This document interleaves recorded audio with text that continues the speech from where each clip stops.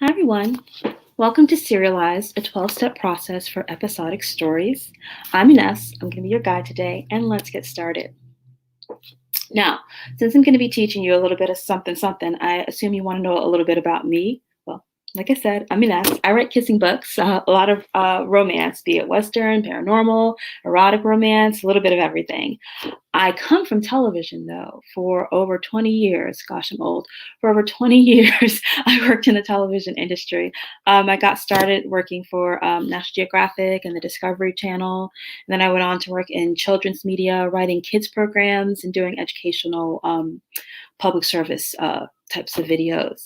While I was doing that, I went and I got a lot of degrees because I had it in my head that I was going to be the newest Sesame Workshop producer. That didn't work out so well. And I started writing romance novels, and I am so happy of the decision that I made to write romance novels. It truly fills my heart and makes me get up smiling and happy every day. I have 3 pen names. The breadwinner is my sweet romance pen name, which is Shanae Johnson. I also write paranormal romance and urban fantasy romance under N.S. Johnson, and I write some steamy, naughty stuff under N.S. Johnson if you're so inclined to stories like that. So check me out if you want. So you were assigned some homework before you got here. Hope you knew that. We're going to be talking about television structure, and there's 2 television shows that I picked out that I'm hoping that you will either watch or read the scripts before you come on this journey with me, just so that we can understand each other better and you can follow along with me. And those 2 television shows are Scandal, the first episode of Scandal, and or the first episode of Buffy the Vampire Slayer. Now, why these shows? And also, you have been provided a link to a free download of the pilot scripts. And it's really fun to read scripts, especially you being a writer. It's really fun to read those scripts and see how stories are told in a different medium.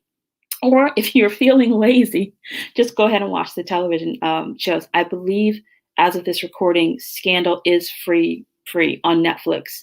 I don't think Buffy is anywhere right now, so you're going to have to buy it probably from Amazon Prime, but it's cheap. It's an older show, so maybe it's a couple of dollars. But I do encourage you to either watch the pilot of one or both and or read the script, which is free. There's a free link in there. So do one of those 2 before you go any further. Now, why am I choosing these 2 television shows? Personal preference. I have a model that, I personally prefer to write heroines who are very strong, but they suck at love, because those make for the more interesting stories. Claire Huxtable was my idol growing up, but she was so perfect. She was so very perfect that there wasn't a whole bunch of drama unless her kids did something wrong. She never did anything wrong. But if you grew up during my era and you've watched the cartoon Jem and the Holograms, you remember Jem, who was a hologram, who was Jerica's hologram of the rock star. But Jerica had a boyfriend, and the boyfriend loved Jerica, but he also had feelings for Jem. But he didn't know they were the same people.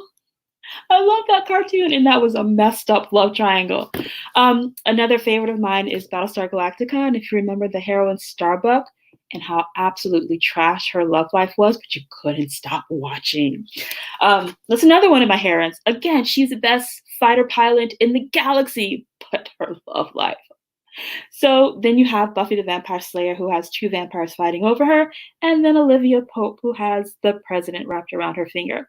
These are my kind of heroines. These are my kind of girls. It's my party, and these are the 2 television shows that I want to study. So hopefully you'll come on board with me and watch those 2 before we get started. But as we get started, I want to talk a little bit about a brief history of the serialized story. So in this workshop, my aim is to teach you how to use episodic television structure to plot a serialized novel. But first, let's get one thing straight. There's a difference between a series, S-E-R-I-E-S, and a serial, S-E-R-I-A-L. I've never won a spelling bee. A series is a string of books with the same main characters or related characters that are in the same world. I talk romance, so please, if you are a sci-fi person, sci-fi military romance, military, see, I can't even stop saying romance. If you're a sci-fi person, or if you're a thriller person, I don't speak your language as well. I speak romance. So those are going to be my examples.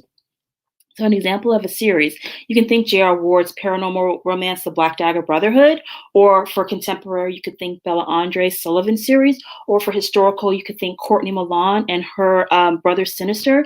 Those are all series. They're set in the same world. They have characters that overlap, but each book is going to be about a specific couple.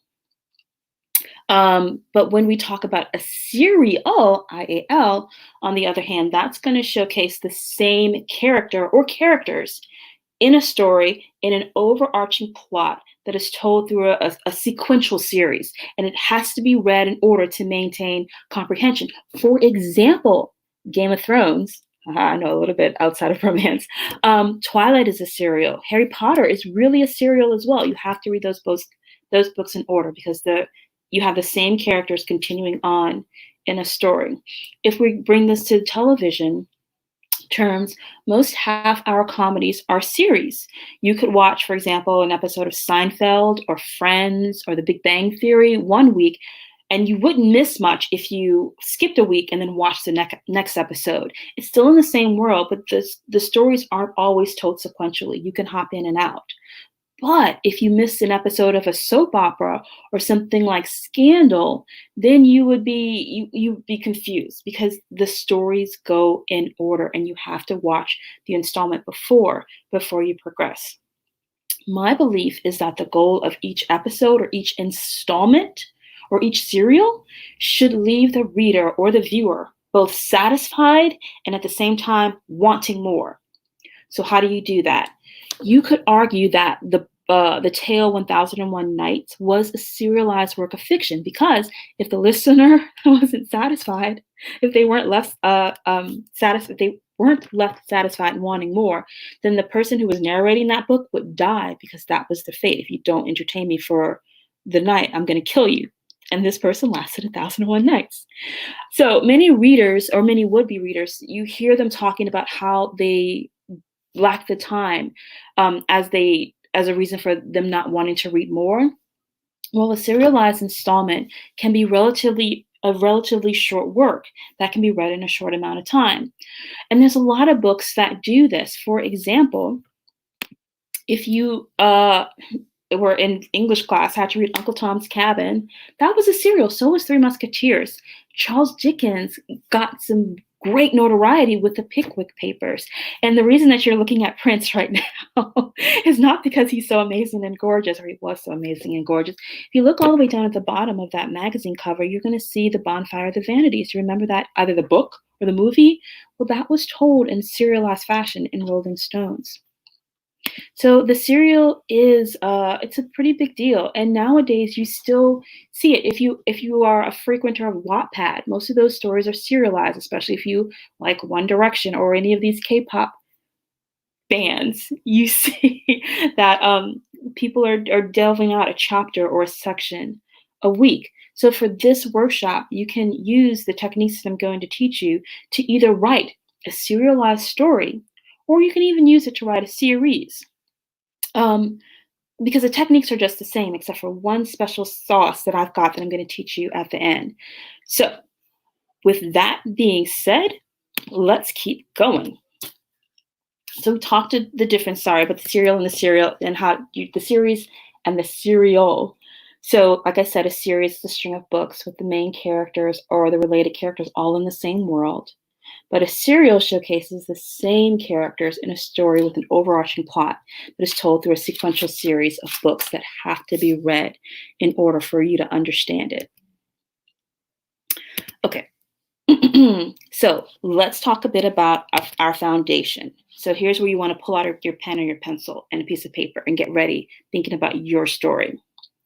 So as Aristotle taught us in English class, the hallmarks of a good story are three pieces. In order for a story to be good, to be satisfying, you have a beginning, a middle, and an end. If you just have a middle and an end, people are like, hey, how did these people actually get here to have this satisfying ending? If you have a beginning and a middle, people are like, hey, what happened at the end? So you want to have a beginning, a middle, and an end. And for our purposes, you want to have the setup, the confrontation, and the resolution. So let's talk first about the setup. The purpose of the setup is to get in there and to establish everything that the audience or the reader needs to know and do it quickly. And you establish those rules in what we call the ordinary world of the main character. But at the same time, you want to hook the audience by showing them the extraordinary situation or the extraordinary qualities of the hero or the heroine. And then finally, you want to end the setup by revealing the hero or the heroines what they want or what they need, because those are two different things. We have wants and we have needs, and we'll talk more about them. Or the hero has a goal. So let's turn to your story. Who is the main character of your story? You might say, oh, Ness, I've got more than one character. For the purposes of this exercise, just pretend it's just one person. Who has the highest stakes? Who has the most to lose, or who has the most to gain? Let that be your person. Who is the main character of your story? And after you tell me that, I want you to list their empathetic or their extraordinary qualities. Why is somebody going to identify with them? Or why is someone going to like them? And then also, did you put them into a situation that's out of the ordinary? Because they're either going to be in a place that's out of the ordinary, or they're going to be in a situation that's out of the ordinary. So what did you do here? Now, in the pilot episode of Scandal, we meet Olivia Pope. She's a high-powered fixer, and her ordinary world is the cutthroat political arena of Washington, D.C., about a few miles from where I live. Olivia is cool under pressure. She is tough as nails, and she is deadly in a confrontation. She has a little bit of nosy friends caring for her, and she's incredibly fashionable. We're quickly introduced to her and her team, including the newbie Quinn, and we witness Olivia's extraordinary qualities in fixing a difficult and delicate situation. Because when we first meet her, she's wrapping up a messy little problem with blackmail and kidnapping and a diaper change. Did you read the script? Did you watch the pilot? The real problem comes when a beloved war hero trudges into her office and he's covered in blood. And Pope and Associates take on this case, and it's a bit of a shaky case, but they take on this case and they're determined to exonerate their red-handed client. So again, let's turn to your story and let's answer those questions. Who is your main character? What are their empathetic qualities or their extraordinary qualities? Did you put them into a situation or into a world that's out of the ordinary?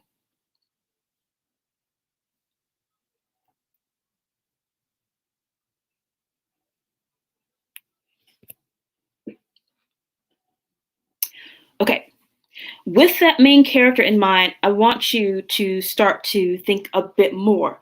So they need to have a plan. What's the plan going to be to get them out of the problem that you just put them in? Who or what is going to try to stop them? Now, in Buffy the Vampire Slayer, we're first introduced to the extraordinary world of Sunnydale, which sits on a hellmouth. Then we're introduced to Buffy, who is the new girl in town, and we learn that she got kicked out of her last school. If we hadn't seen the original movie, Buffy the Vampire Slayer with Christy Swanson and Luke Perry, then we'd already know a little bit about the backstory. Because most of you are probably born and lived in the time of the 80s. But let's pretend that this show is the first time we've been introduced to Buffy. If we are, then we see this really pretty girl. She's kind of slight and small and a little bit petite. And we learn she's gotten herself into some trouble. So it kind of makes you go, So it's clear from Buffy meeting with the principal of the school that her goal is to stay completely out of trouble. And that goal, it fails when Buffy meets the librarian, Mr. Giles, who hands her a book labeled Vampire. So for your story, once you determine what those empathetic or extraordinary qualities of your main character is, you are going to, you point them to the situation that they're going to be faced with. So then they have a step of figuring out, okay, well, I have a problem. So what's going to be my plan? Note I say initial plan because this plan can and probably will change as the story progresses. So with your character's initial plan of how to get out of, or maybe into, this extraordinary situation that you place them in, they're gonna need an obstacle put in front of them. And that's when we get to the confrontation. So the confrontation is, for all intents and purposes, Act 2 of your story. And in Act 2, or the confrontation, this is where there's going to be obstacles, where they take steps forward, they're going to take steps back, they're going to have triumphs, they're going to have setbacks. And this act, this confrontation, is going to end in the major challenge to the character's goals, because they're going to face the resolution very soon, which is going to determine the outcome of the journey. So in Buffy the Vampire Slayer, she has some steps forward when she finds herself fitting into the popular crowd with Cordelia, and she catches an angelic-looking guy trailing her around. But there's also some setbacks when we see the extreme dead guy, as says Cordelia, in the locker room. When Buffy goes to investigate the murder, she loses standing with the popular clique. And then we see the angel-faced stalker, Angel. We see Angel is more interested in pushing Buffy back into the Slayer world, which she's trying to stay out of. Because remember, she's trying to stay out of trouble.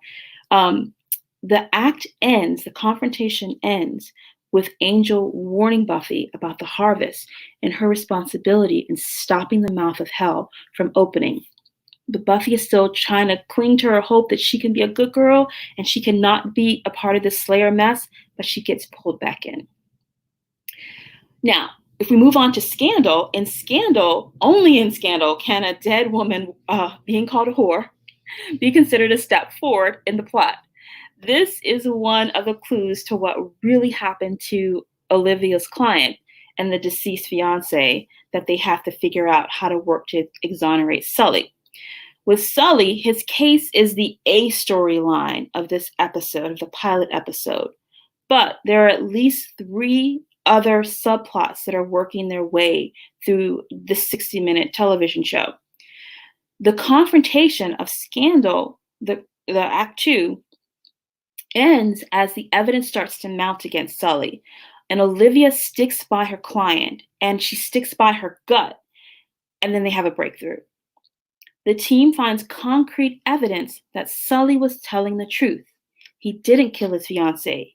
He couldn't have killed his fiancée because, dun dun dun, we learned that the fiancé was his beard, and Sully had a male lover who he was with at the time. But Sully decides he's not going to come forward with this because of the guilt and the shame that he feels, and he turns himself over to the police. Now, for your story, I need you to make a list of what could go wrong. You may use all of these ideas of what you list out of what could possibly go wrong with your hero or your heroine's goal, or you're going to use 1 or 2. But I need you to start to make a list of the possibilities before we move on. So make that list. If we're thinking about Buffy and her list, Buffy, remember, her goal was to not get into trouble. But obstacle of Angel telling her, hey, you got to do something or the hellmouth is going to be open. Obstacle of Giles being put in her way. Obstacle of Willow being bullied, and Buffy wants to do something about it. So there's at least 3 obstacles going on.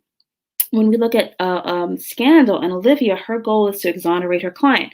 But the evidence just keeps mounting and mounting and mounting against Sully until they find out who is the real perpetrator of the crime, which wasn't Sully. And the biggest obstacle is he won't tell the truth and he turns himself over.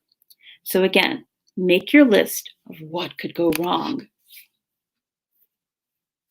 And then we get to Act 3, which is the resolution. And here you want to end strong. So hopefully you've made a complete mess of everything that was happening in your story. You put your hero or your heroine through the absolute ringer, throwing ball after ball after ball at them. And they're like, they may have hit one, or most of them hit them in the face.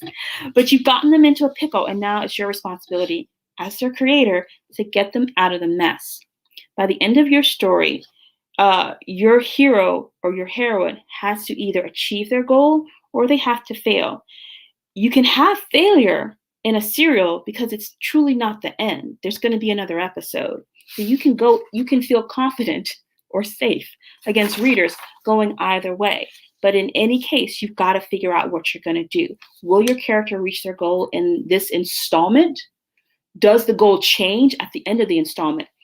Taking it back to our two examples with Scandal, in Scandal, there's a whole bunch of subplots that kind of converge and explode in the resolution.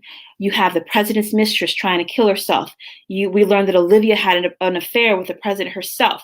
We learn that Stephen is trying to propose to his girlfriend, even though Abby has feelings for him. And then there's the main plot where love wins out and Sully comes out of jail and out of the proverbial closet, and he confesses his truth. The main goal of Scandal, which was clearing the client, has been achieved, but it's not over. The story is not over. We see a scorned Olivia tell the president's aide that game on. She's going to take on the president's mistress, and she's going to take down the whole White House.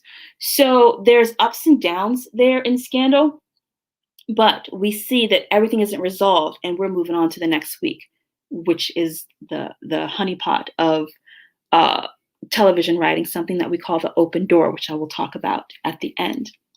In Buffy the Vampire Slayer, that ends. Remember, Buffy's goal was to not get into trouble, to stay away from all the Slayer mess. That gets blown to bits when her new friend Willow is put in danger, and Buffy makes the choice to pick up her stake and go after the vampires. When Buffy does this, she closes the door on being popular, on staying out of trouble, and the show ends, and it ends on a cliffhanger. If you've read the script or you've watched the pilot, it ends on an actual cliffhanger because we see Buffy is left in trouble. She gets put in a coffin and vampires have surrounded her and she's weaponless. But she saved Willow, but now she's in trouble because she's in that coffin. So again, back to you. Will your character reach their goal at the end of this installment, or does the goal change?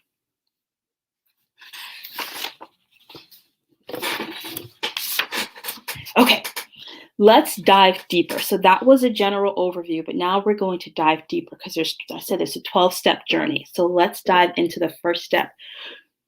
So you've got kind of an idea of how you want these three acts to go, these three pieces to go. You've got an idea for the setup, the confrontation, and the resolution. Now let's focus specifically on the setup. As I said, the purpose of the setup, we want to get in there quick. We want to establish everything the audience needs to know about the ordinary world, about the main character, about the situation before we start to toss the obstacles at them. So when we first start to toss the obstacles at them is with what I like to call a teaser. A teaser should be quick, it should be immediate, and most importantly, it should grab attention. When you read television scripts, and definitely when you read Scandal, you're going to see teaser up there. The teaser happens before, it's that couple of seconds, maybe 10, maybe 30 seconds before the show open comes on.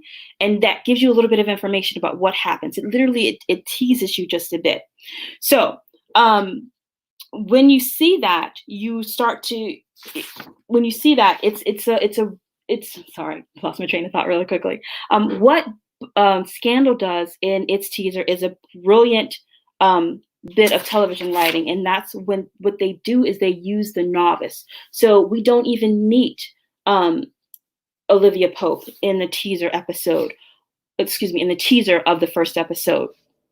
The opening scene of Scandal is pretty much a prologue. It's a different beginning.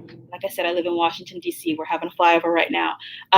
We start with a setting that is not exactly where the story starts. And Olivia Pope is nowhere to be seen. This is one of my favorite tricks. It's called using a novice to introduce the world. Quinn thinks she's there for a job interview. She knows nothing about this world. All she knows is Olivia Pope and how amazing Olivia Pope is. And we, the audience, we don't know that yet, but we're going to get introduced to the world and to Olivia through Quinn's eyes. It's a great technique if this is your first book in a series, because it brings the audience along with you, and the novice can ask the type of questions that the reader would want to know. So Scandal setup, it's quick. We meet Quinn. She thinks she's on a blind date. And there's really witty, really fun, really snappy dialogue by two attractive individuals. And they're in a familiar to us setting, well, familiar to most of us settings. They're in a bar for drinks on a blind date. And like I said, the dialogue is really compelling because who hasn't been stood up? Unless you're one of the beautiful ones, who hasn't been stood up on a blind date? Or maybe you stood someone up on a blind date. So again, this is something that we know about. So you can use a bit of shorthand here. But Quinn isn't into this blind date. She's trying to get in and get out of there really quickly until Harrison tells her, no, this isn't a blind date. This is a job interview. And it's not just any old job interview. It's your dream job interview. And what 21st century woman would prefer a date over her dream job? That's Quinn in this situation. And when Harrison asks her, do you want to be a gladiator in a suit? She's like, hell yeah, I want to be a gladiator in a suit. So we get an idea of the world. We get an idea of who the main character is by someone else's awe. And Buffy the Vampire Slayer does something very similar. We're not introduced to Buffy in the teaser. We're introduced to Darla, the vampire. We get introduced to Sunnydale and the Hellmouth and this world. We know that this is going to take a place in a school. We know that it's going to be paranormal. We know that there are vampires when Darla bites the guy's neck. And then we also will see that this all comes full circle. So when you're doing a teaser, you want to get in immediate, you want to get in quick, you want to give us ideas, that the information that we need about the world. So think about who you need to introduce first, or who will you introduce first. Will you introduce the character? Will you introduce the world? Or will you introduce the situation? Or will you do a combination of the three? Take a second and think about that.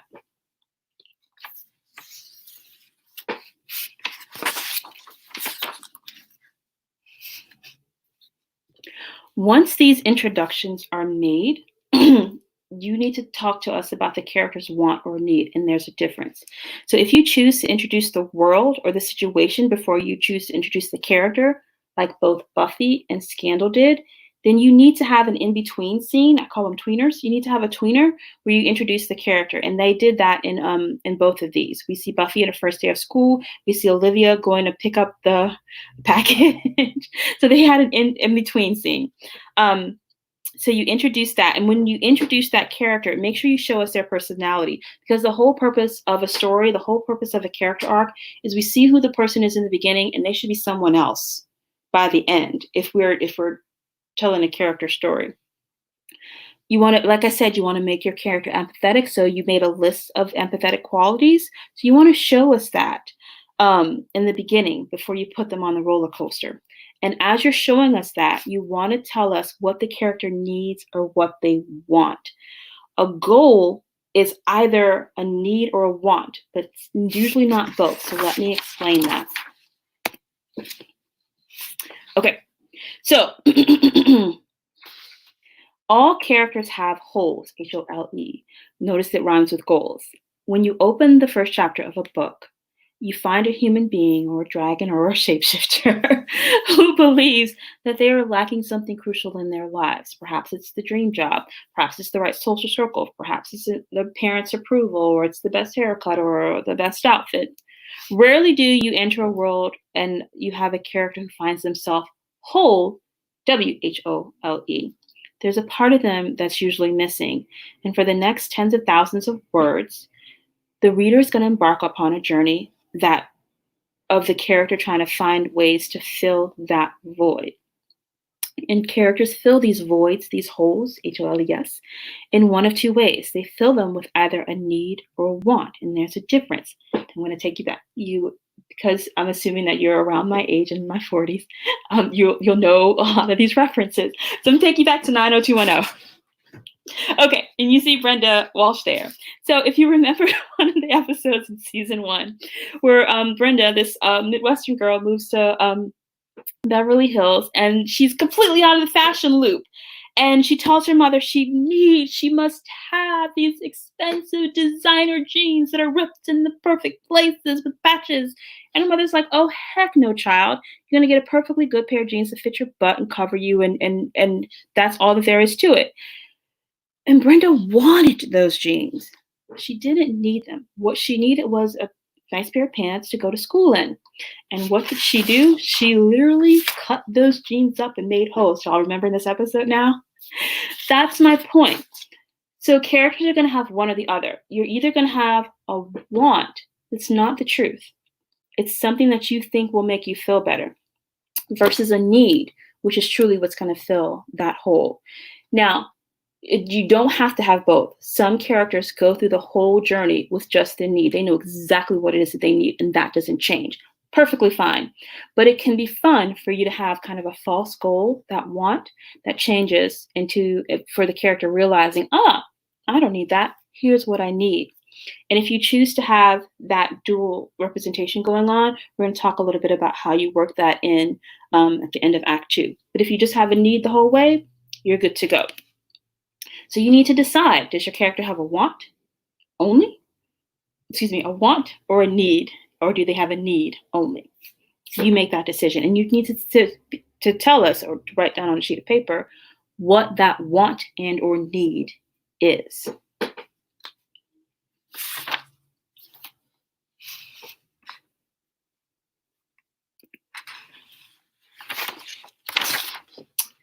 Okie dokie. So we learned that characters have holes that need filling, and before a character can see their need, the thing that truly will fill the void that's within them, they have to go on a bumpy ride. but once they know what it is that I'm just going to talk about the want now. Once they know what they want, they're going to make a plan to get it, right? So you have to have a scene of your character planning what it is that they're going to go after. And this scene is usually very brief. Sometimes the character doesn't even voice the plan. They just start down the path. But you as their creator, you need to know the plan so that you can actually make the move on it. For Buffy has a want. Buffy wants to do well in school. That is her goal, and it's a false goal. So to do this, her plan is to stay out of trouble, to stay away from the librarian, to hang out with Cordelia, the popular chick, and her first step into doing all of this is to go and get a textbook so that she can start to study. That's her plan. She goes to the library, and that's where she meets Giles, her first obstacle. In Scandal, Olivia Pope, she wants to clear her client, Sully Sinclair, even though her team is like, no, this guy is completely guilty. Can't you see it? But she's like, no, I trust my gut. And she starts on a plan of exonerating him, takes the first step to get the evidence, and it all just blows up in her face. So now it's your turn. What are the steps that your hero or heroine need to take in order to be successful in grasping that want and or that need? Take a second, pause the video if you need to jot that down. Now we get to the fun stuff. So you gotta throw some curveballs your character's way because they have a plan. And that plan isn't gonna go perfect because that's a boring story. When someone makes a plan and it goes perfect, that's not real life. So nothing worth having is gained easily. We're about to enter into Act 2, the whole big confrontation section. And in order to do that, we need to start thinking about what obstacles we're going to put into your character's way. There's 4 types of obstacles that a character can face. Let's talk about them. And to talk about them, we're going Disney. Yes, we're in quarantine. Disney is my life right now. Okay, so we're going to talk about the 4 different types of obstacles. And we're going to leave the world of Scandal and Buffy behind for just a minute while we go and play with some Disney princesses. The first type of antagonist is the first type of obstacle is the antagonist, which is the bad guy. The antagonist, a specific type of antagonist, they're going to lead clarity and they lend clarity and power to the dramatic structure because their primary function is to oppose the protagonist. That's all they're there for. It doesn't mean that they're mean. Like a mom can be an antagonist. It doesn't mean that the mom is mean or that she doesn't love the child. She just has a completely different goal than the child has. So in Cinderella, the wicked stepmother, and notice I have the original Disney Cinderella, and then I have one of my favorite movies ever after, the true evil stepmom. In Cinderella, her wicked stepmother does everything in her power to oppose Cinderella's happiness. The stepmom withholds her affection, which is what Cinderella wants. She just wants to be loved. And then the wicked stepmother obstructs every chance for Cinderella to gain that love outside of the household. So, in the adaptation, Ever After, I highly recommend you watch it. Danielle, the heroine, works tirelessly to do the same thing as Cinderella. She works tirelessly to gain the love and acceptance of her stepmother, who is the antagonist. Until Danielle realizes that her family of friends, including the prince, love her unconditionally, which is the need. The second type of obstacle is physical obstruction. Yes, I went to the Little Mermaid. Physical obstructions are just what they seem. They're material barriers standing in the way of the protagonist. They can be rivers, they can be deserts, mountains, cars, dead ends, what have you. Anything that presents a substantial obstacle in the physical world of the protagonist. For example, Ariel's fins prohibit her from walking on land to meet her true love. She wants to be part of, I'm not gonna say, I'm kidding. She wants to be part of the human world. And she's willing to give up those fins. Only when she does, she finds a new obstruction to her goal when she loses her voice. In the movie adaptation of The Little Mermaid, splash, yes, proud child of the 80s, Madison, the heroine, leaves the sea to be with Alan, her want. But when Madison's legs get wet and her fins come back, that's the obstacle here, Madison is forced to tell Alan the truth of her existence in the hopes that he'll come and spend forever with her under the sea. Kidding, which is the need. Okay, third obstacle. I'm having a little too much fun. Inner or psychological problems. Here we go with this one, because inner and psychological problems, they're intellectual, they're emotional, they're mental. And these are all inner things that the protagonist must overcome before they are able to achieve his or her goal. For example, dealing with pride or jealousy or the need to mature. Those all fall into this category. So with Fiona, and notice I just have this one because that isn't a live action film yet. Though Fiona's greensome appearance is thrust upon her by magic, she stands on her own way to love because her outward appearance matters to her. She stands in her own way of love because her outward appearance matters to her more than what's on the inside. And we watch as she kind of bumbles around this obstacle course of inner beauty until she can finally see that she and her heroic ogre Shrek are perfect just the way that they are. So in that unconventional fairy tale, we see Fiona, the heroine, that she hopes to be rescued by a knight in shining armor. That's her want. That knight in shining armor is going to be the one to break her curse, which is her inner obstacle, until she realizes that true love is colorblind. That's her need, and that's when she and Shrek end up together. And finally, the fourth type of obstacle is mystic forces.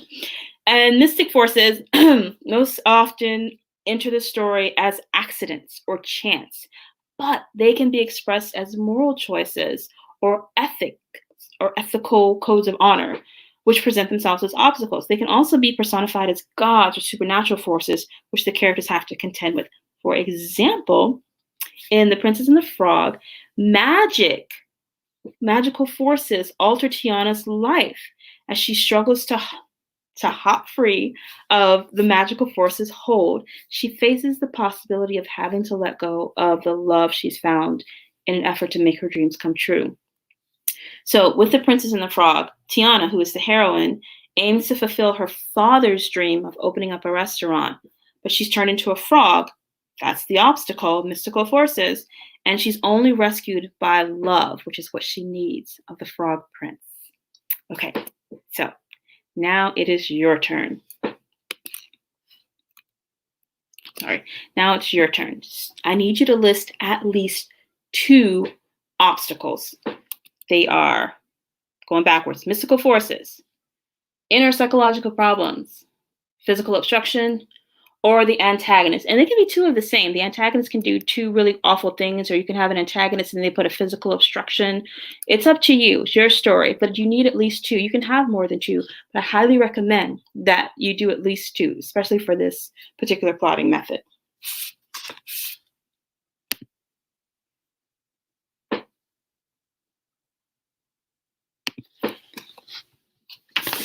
Moving right along. Excuse me. So now we are through with Act 1, the setup. Everything has been set up in our story, and we've gotten to the first obstacles. We got to know our main character, and we started to care about them because you made them empathetic. You made us care about their goal. You made it matter to us, and we began to respect our character even more because they made a plan. We like people with a plan. And then we see them start to go after their goal, regardless of whether it's a want or a need. And a lot of times the audience might smell a want and know that a need is coming. That's fine, because we're going to throw a whole bunch of curveballs at them. So we saw that our character is determined to gain that goal. And you, being the puppet master that you are, you threw a wrench in these plans with the first obstacle. So at the end of the first act, at the end of the setup, you should have left your character in some kind of peril with that first obstacle. And your readers are now at the edge of the seat, trying to figure out how they're going to get out of this and how they're going to advance. And now we're going to be mean and we're going to get ready to throw the next obstacle at them. Okay, so, but first I want you to think about, once you threw that character that first obstacle at the end of Act 1, how did they fare? Did they succeed? Did they get past that obstacle with barely a scrape or a scratch on them? Or maybe you kind of knocked them down a bit and you made them kind of question it. Either way is fine. You absolutely can do that. So once you threw that obstacle at them, we need a scene of how they handled it, how they reacted to handling it. You need a scene of growth, and growth can be either positive or it can be negative. Let me explain. We're going back to the world of Scandal and Buffy the Vampire Slayer. Let's talk first about positive growth. At Olivia Pope and Associates, the group is very doubtful at their client Sully's innocence, which remember, that's their goal, to prove him innocent is their goal. They made a plan to find the evidence to prove him innocent, but they keep coming up against obstacles in the form of evidence that contradict this goal. That's when we learn that Paige is a whore. Paige is a whore. I just love saying that. The only time I can say it out loud and not get in trouble. Finally, some evidence that benefits their client, that his fiance was sleeping around. The woman that he loved had another lover, so she's probably not the suspect. So the other lover could possibly be the suspect. This is positive growth. Though it's inappropriate, it's really positive growth. Because as we watch Abby kind of skip to the office, Paige is a whore. This is my favorite scene, sorry. It's a very brief scene. But there's a celebration going on there because they think the Olivia Pope and Associates think they got somewhere. They found some evidence that can prove that Sully didn't do it. Maybe somebody else did this. Yay, positive. With Buffy the Vampire Slayer, originally Buffy's plan was to stay out of trouble and to try to fit in. And her plan to fit in changes a little bit when we see how mean Cordelia is to Willow.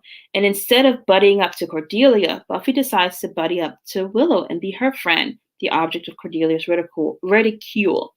This is another example of positive growth, but it's also an example of how a plan can change slightly without her necessarily going immediately to the need. She kind of steps towards it a little bit.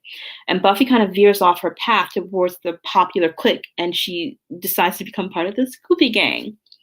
So then where do we find some negative growth? Got to go back to Disney. On the other hand, so if you have a character and they went up an obstacle and they got knocked down, then there's going to be some rethinking of the whole plan. They're probably going to even consider quitting. So if your character went up against an obstacle and they succeeded, they could still rethink the plan. But when we go and we take a look at The Little Mermaid, and remember, Ariel wanted to become human. That was her goal. But one of the obstacles she faces is the loss of her vocal cords. And when that happens to her, she is devastated. She has no idea how she's going to achieve her goal, much less how she's going to move along in the human world. So she had negative growth. She got what she thought she wanted, but it set her back when she lost her voice. So let's think about what happens to your character. What happens after you threw that obstacle at them? They grow, but they can grow positively or they can grow negatively. What happens? You tell me. You can pause the video if you need to, or we're going to keep going on. So after the impact of the obstacle hit them, there's three options. After you see that growth scene, there's three options that are going on here. There's either true success, false victory, or a major setback. They might advance because the obstacle barely brushed them on the shoulder.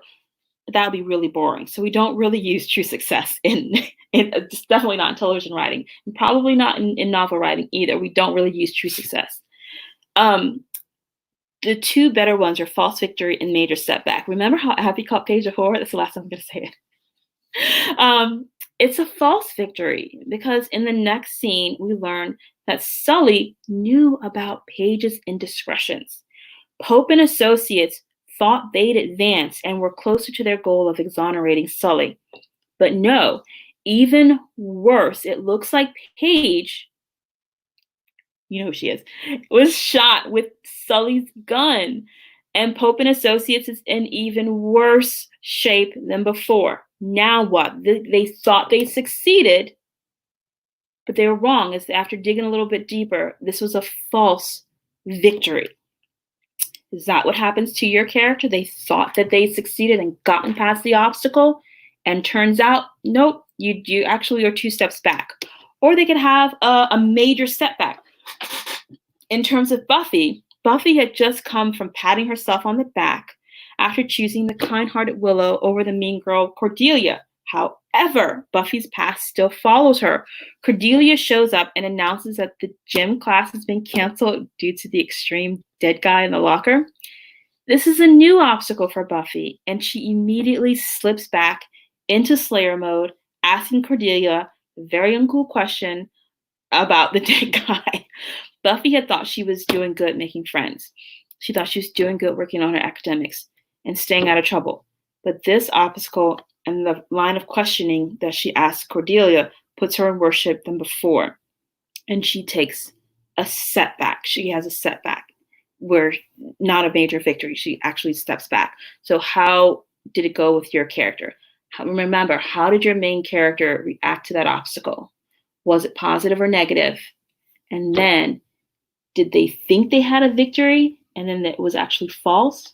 Or did they actually step backwards and have a setback?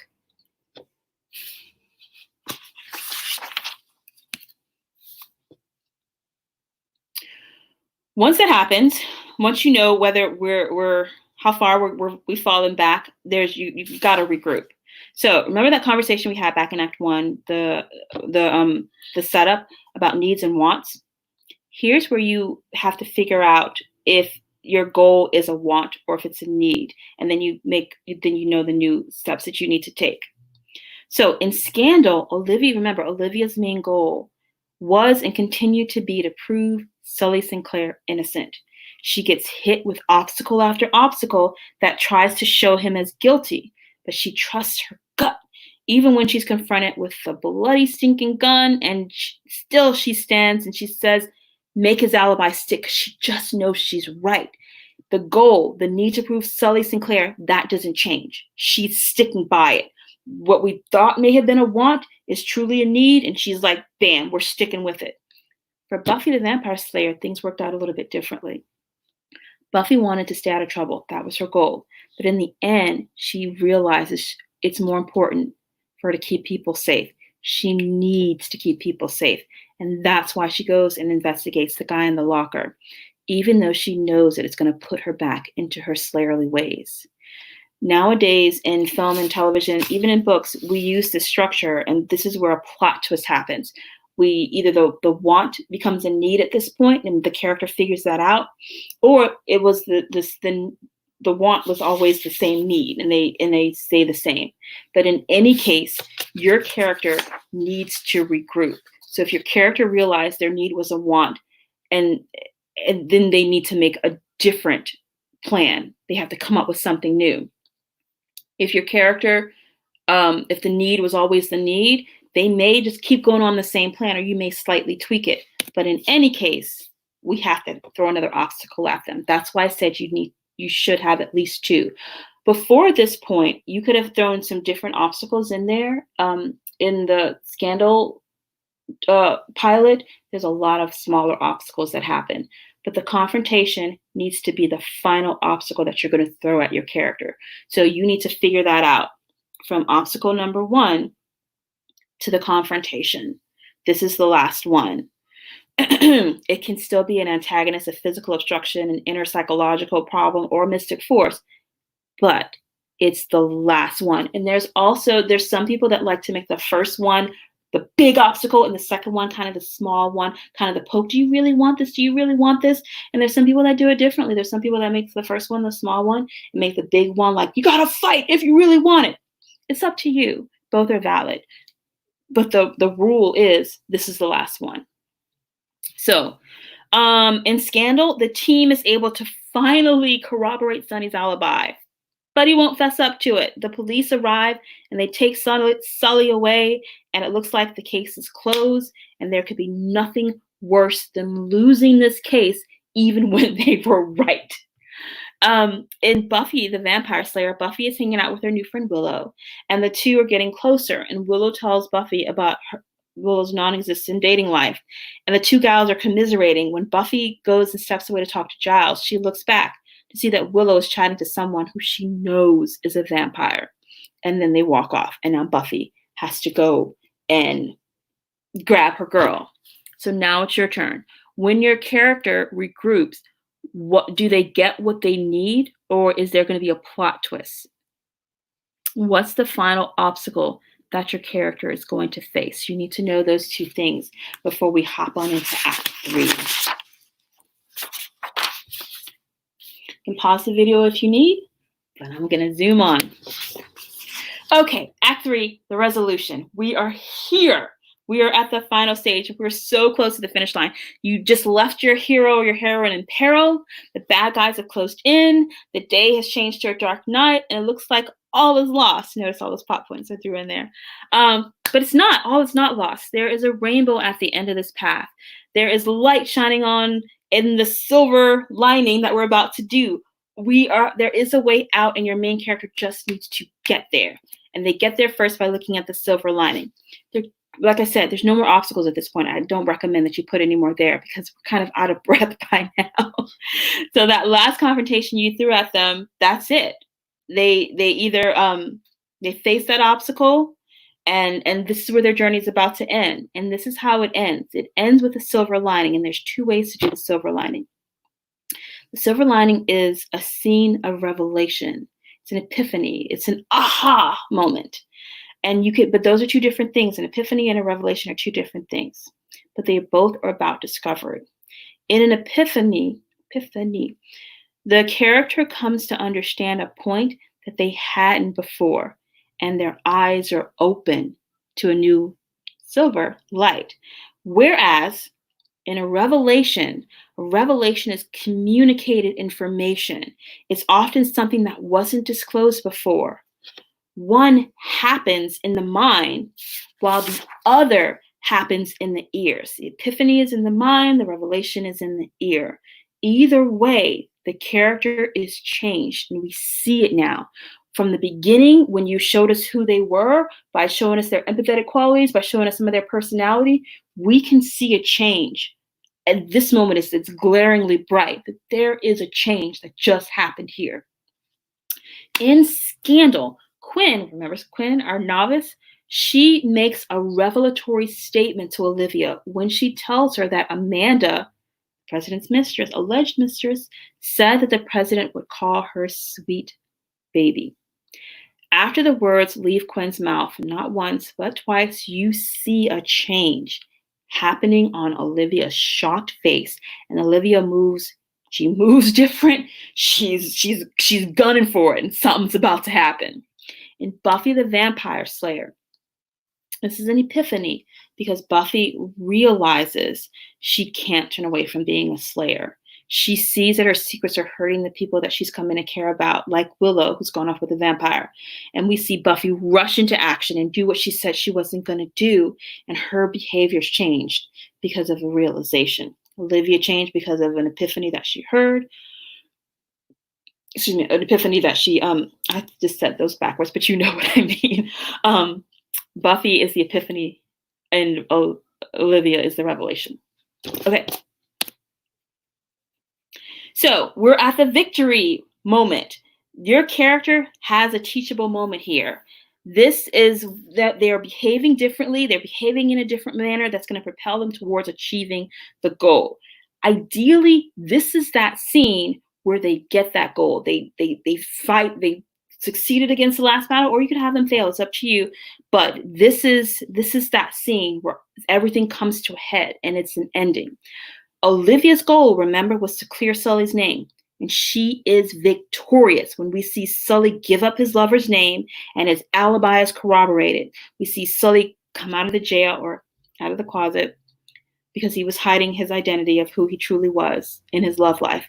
But the audience gets a peek into Olivia's closet, and she's literally in a closet. Love Shonda Rhimes. We get a peek into her closet when we learn that she had an affair with the president. Going to Buffy, Buffy's goal, remember, was to stay out of trouble. And she has failed miserably at it. Though there's no victory, the story comes towards a resolution because she finds Willow and she's able to get Willow out of the way, and Buffy is now in peril. So it's your turn. What is this teachable moment for your character? Is it a revelation where the lesson will be communicated to them? Or is it an epiphany where the character is going to figure it out for themselves? You put that together and then you push them on into action in the resolution.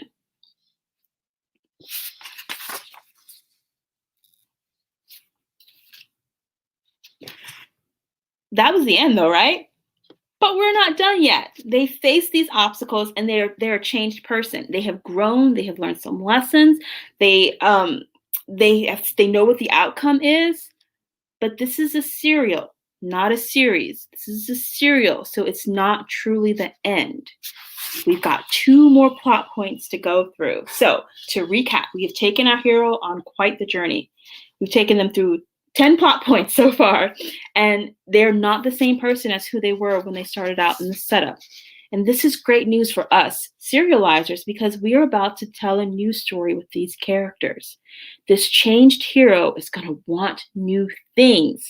They are going to make new decisions, make new plans in the next book, and they're going to be put up against exciting new obstacles. So how do we start that? You start that with the closure.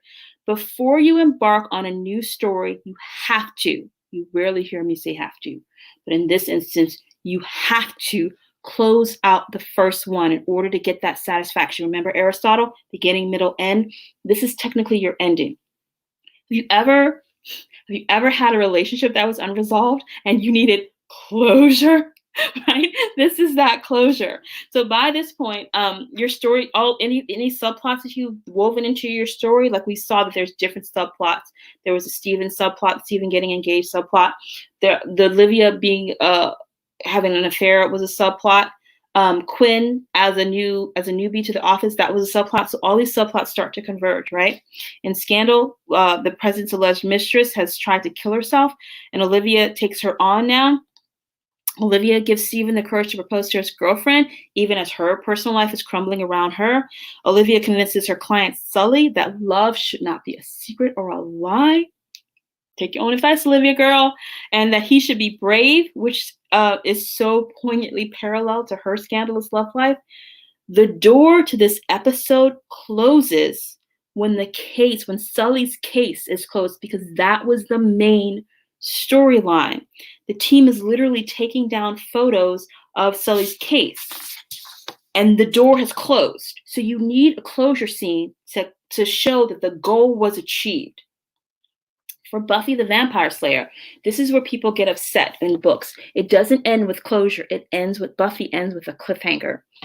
This is how this. It's not wrong to do that because a lot of people are making money off of cliffhangers.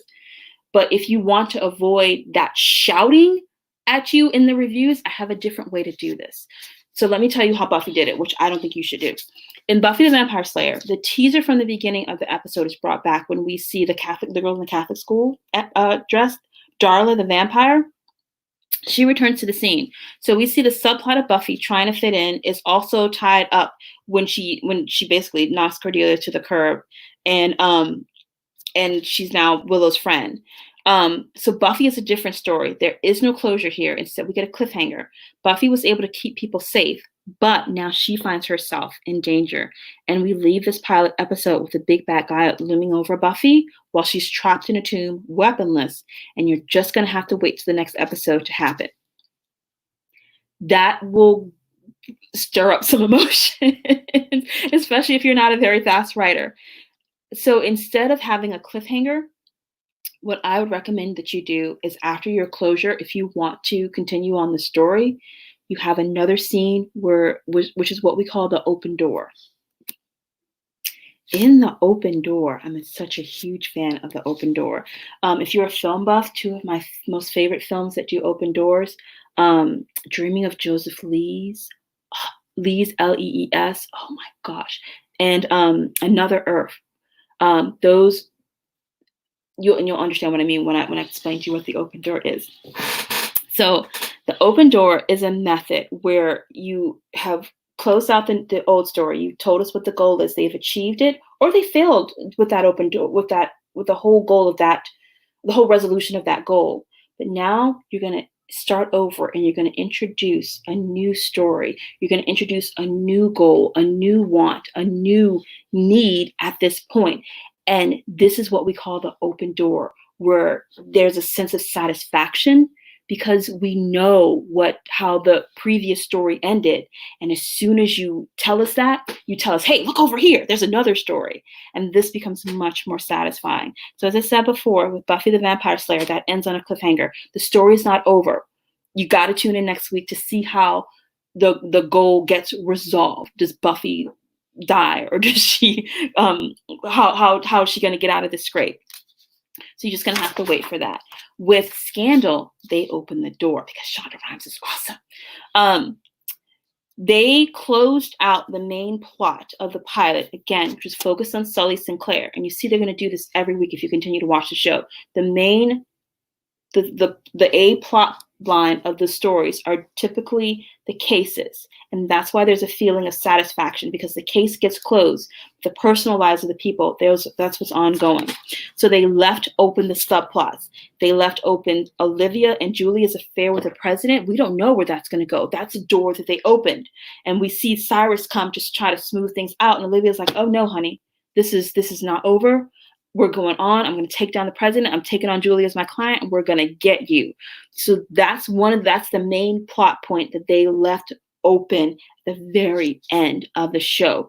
So with the open door, you get closure because the main story is done, but you get a little hint that something else is about to happen. You're basically starting the next story at the end of the previous one. There's a new goal. I'm going to get the president. There's a new want. There's a new desire. There's a new plan put in place with just a couple of words. And that's what the open door is. So for the last time, what is going to happen with your silver lining? Is there a teachable moment for your character? Is there a revelation that can be communicated? Or is there an epiphany where the character is going to figure it out for themselves? What's the plan? Plan that final scene where the character has their goal in hand, or you take it from them. Because it's a serial, they don't necessarily have to get the goal. And finally, think about the next story you want to tell, because that's what you use to wrench the door open. We did it. We got through all 12 steps of Serialized, how to tell an episodic story using a television show. if you go and you look at more scripts or you look at more television shows, you're going to see these plot points repeated over and over again. Television does things a little slightly differently. They work in 4 to 6 acts, which if you look closely, you can see where each one of these is coming to fruition. Thank you guys so much for hanging out with me during this time. How long has it been? Oh, just over an hour. I didn't do too bad. Thank you so much for hanging out with me for an hour. If you want to learn more from me, come on over to my YouTube channel where I put this stuff up for free just because I like to talk about television. I love to talk about plotting and I love to talk about planning. So there's a lot of there will be a lot of free content over on my YouTube channel. Thanks again so much for hanging out with me. Be sure and grab, if you haven't already, be sure and grab the worksheet to this course so that you can use this method over and over again, change it up, rip it apart, put it back together the way that makes most sense to you. And I'll see you guys next time I see you. Bye.